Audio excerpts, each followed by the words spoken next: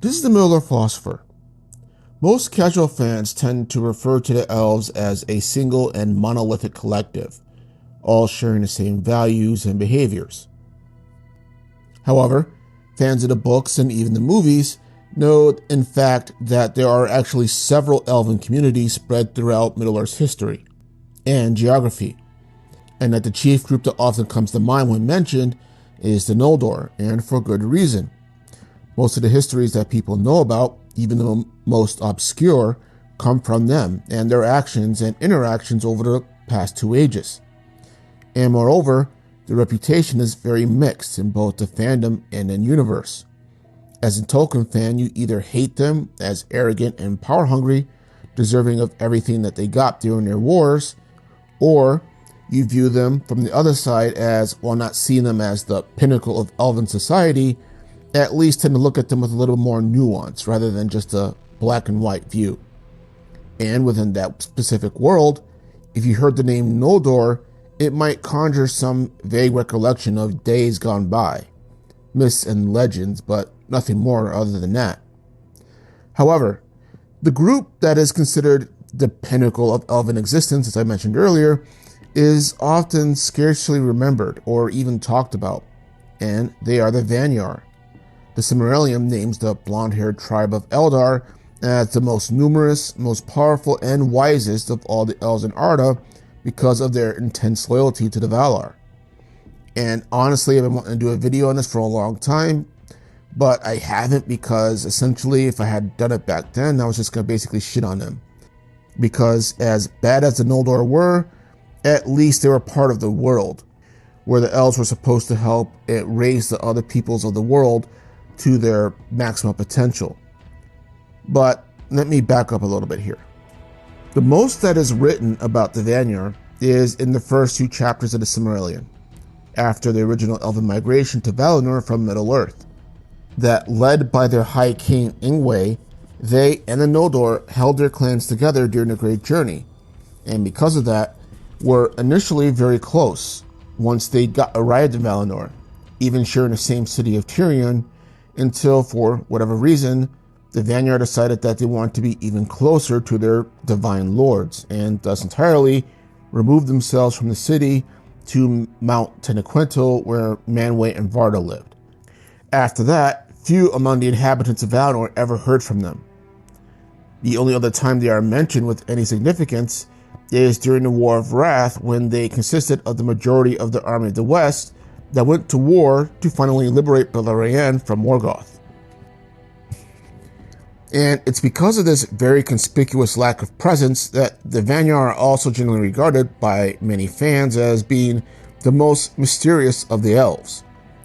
They are like one of those rare species that you hear about in biology class or watch on nature shows with few or little pictures of them ever being taken or recorded.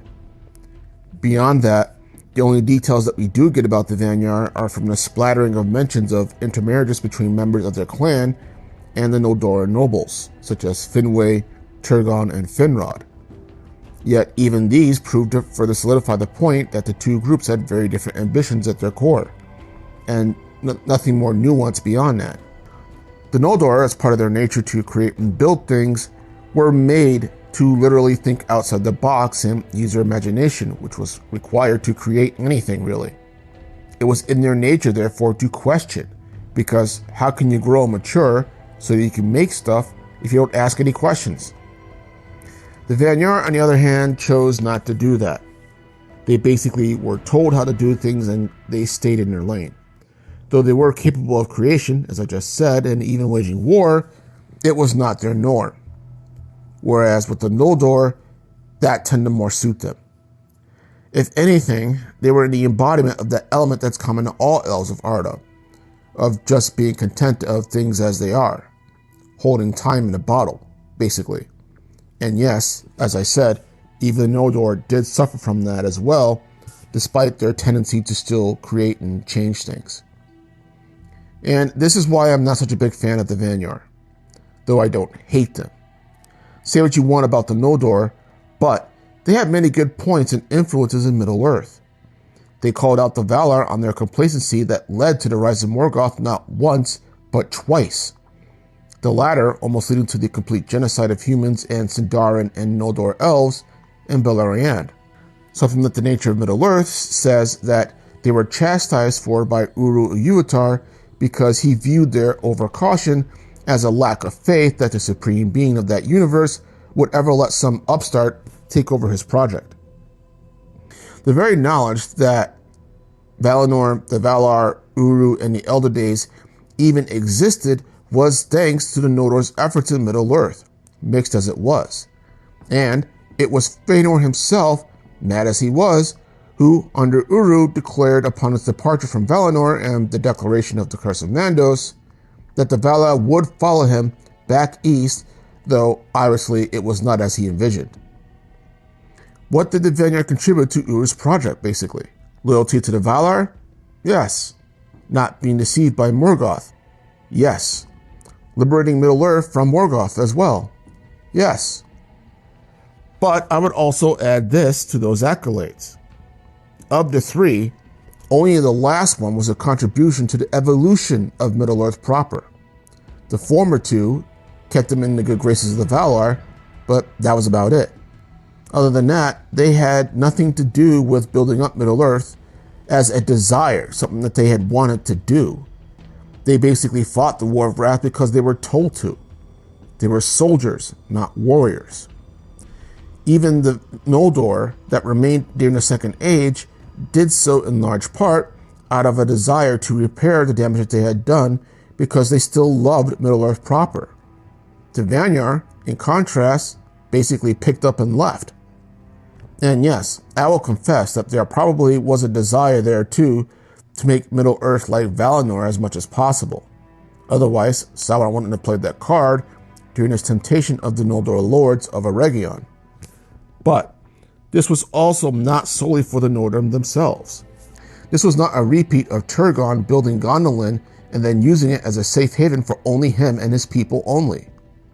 All of Middle-earth was supposed to have benefited from this project, flawed and not part of Uru's plan as it was. So there you have it. I don't hate the Vanyar elves, just like I don't hate the Valar in Tolkien's writings. Surprise. I'm just irritated that they are pedestaled as the greatest of elven kind, yet only made one real contribution to Middle-earth and wanted nothing to do with it even during that. Whereas the Noldor and the Dark Elves of Middle-earth did. Do you think the Vanyar were the greatest elves of all Middle-earth? Do you think that they're as controversial as I'm seeming to be making them out to be? Or do you agree with these thoughts or have some other completely different thoughts? Let me know in the comments below. But otherwise, this is the Miller Philosopher. You guys have a good day.